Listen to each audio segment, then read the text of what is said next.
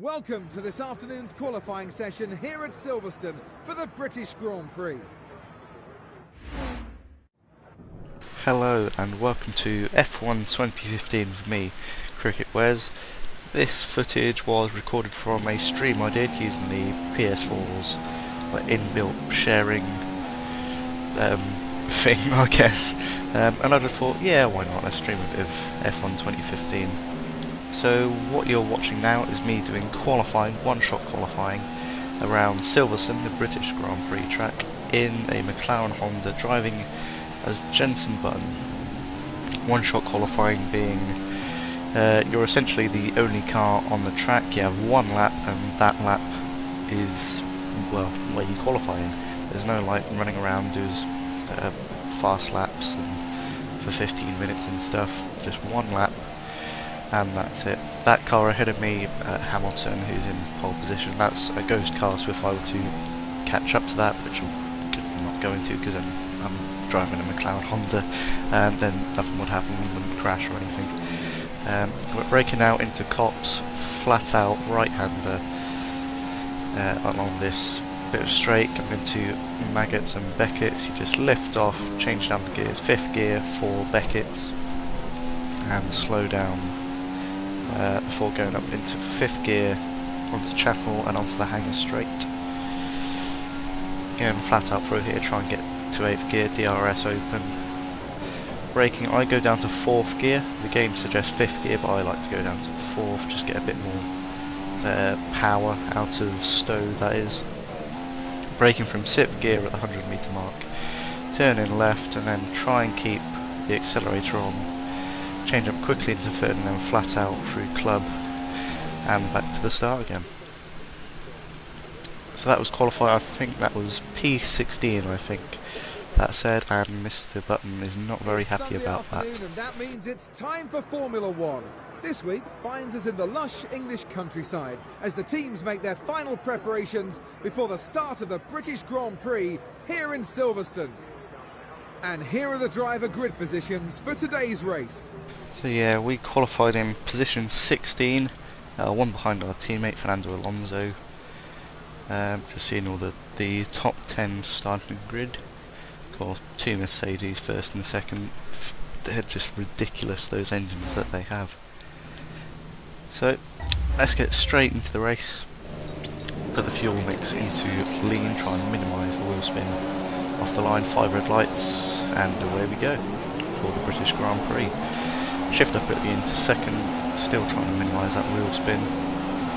Someone up beside me, I think that's NASA. Hit my teammate Alonso, that's not a great start, just going straight on into him. Braking at the 100 metre mark, probably a bit too early for the first lap since we're not up to full racing speed. Just following this train around the loop and Aintree and onto the Wellington straight. No DRS because it's the first lap. DRS gets enabled on the 3rd lap if conditions are dry enough. Felipe Nasr in the Sauber trying to go up the inside of me. I give him space. I go back up the inside of Luffield, down into 2nd, quickly up into 3rd. And he's still there, is Nasr. He's still there on the left hand side. I've got someone behind me, that's Maldonado. Try and get to the slipstream of Nasr. Maldonado has a cheeky look up the inside. Go around the outside of Nasr, trying to carry as much speed as I can through Woodcote. And it worked, I'm back in position 15, I've gone on 1 position because I sort of took out my teammate Alonso at the start of the race. Through Chapel onto the hanger straight now, trying to carry as much speed as I can with this awful engine in the McLaren Honda that was fitted to it in 2015. It's slightly better this year, I think. I can score on a few more points, but it's still not way as fast as it used to be with the Mercedes engine in the earlier years, or pre-2015 basically. First lap done, was that 1 minute 46.9, almost 1:47. Not great, but then that's the first lap, that's from a standing start. Break on the 100 metre mark again. Nazar didn't try and go up the inside there. try and catch up to Ericsson in the other Sauber, who's one spot ahead of me. Put the fuel mix into Rich, try and maximise the power of this Honda engine. Not that it has a lot of power anyway. Braked a bit too early there into Brooklands. So I had to just put down the accelerator again. Down into second gear, quickly up into third again.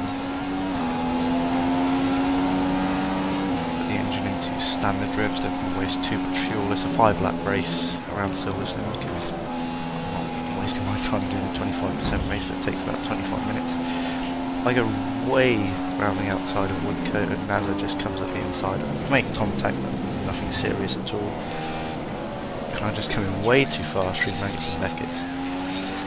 So I have to lift off quite a bit there. But I still hold P15. He's still trying to come back at me, Felipe Nasser. And who's that? Maldonado. 3 wide into Stover. Or nearly 3 wide at least.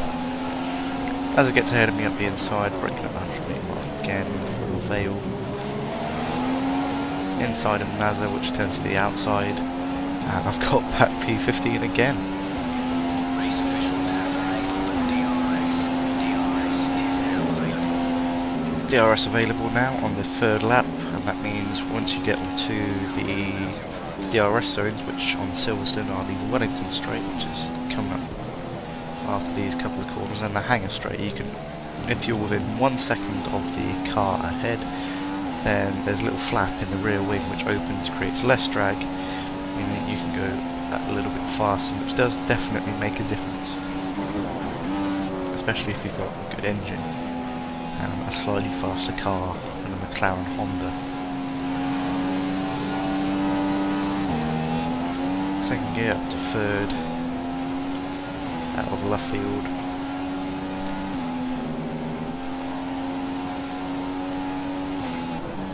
Just coming along the straight, flying along really. One downside of using the controller over a wheel is I don't think you have as much control with a controller. Kind of ironically, I suppose. With a wheel on, I've got a wheel for the PlayStation 3, but I can't use it with the PS4 because it's not compatible. It's got different buttons because they changed the layout of the controller. For the PS4, you've now got the touchpad and options and stuff, not the standard start and select that you get with most video game consoles, or you used to get. Still in position 15 on lap 3, going to lap 4 now, so 1:39.1.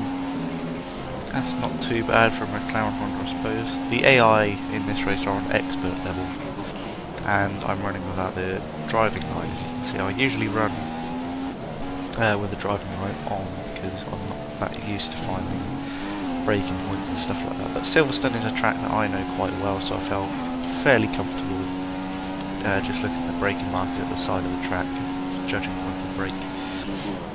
Didn't go too well. I slightly braked too early there at the 150 metre marker, not the 100 mark, which I should have.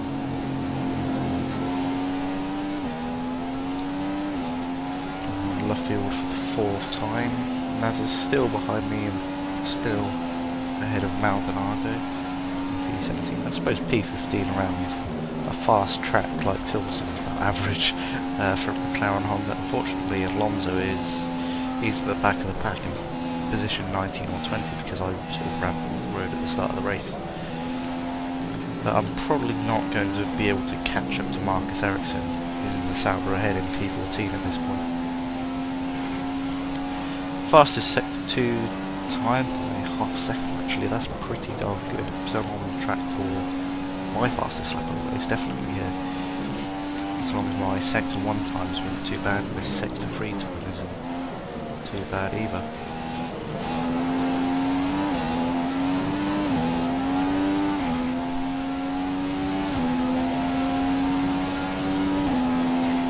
Fastest lap of the race for me at 1:30.2 that is, I think.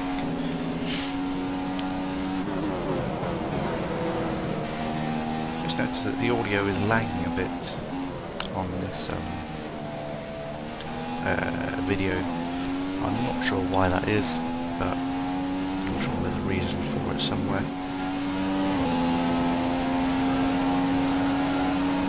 Either way, you can still judge what's going on.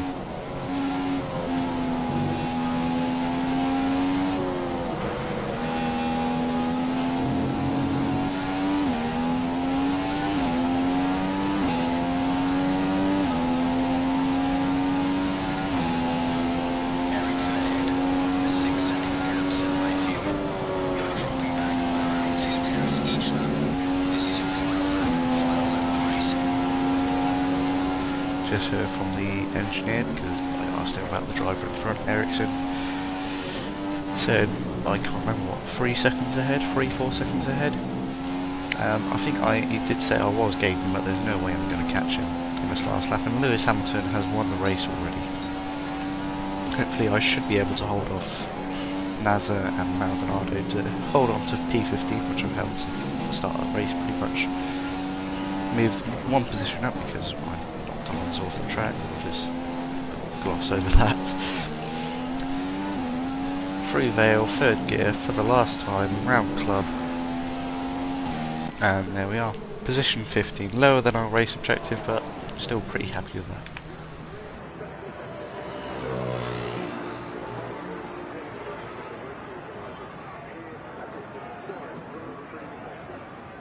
It's a win for Mercedes and a win for Lewis Hamilton. The British driver was the class of the field today and fully deserves his victory.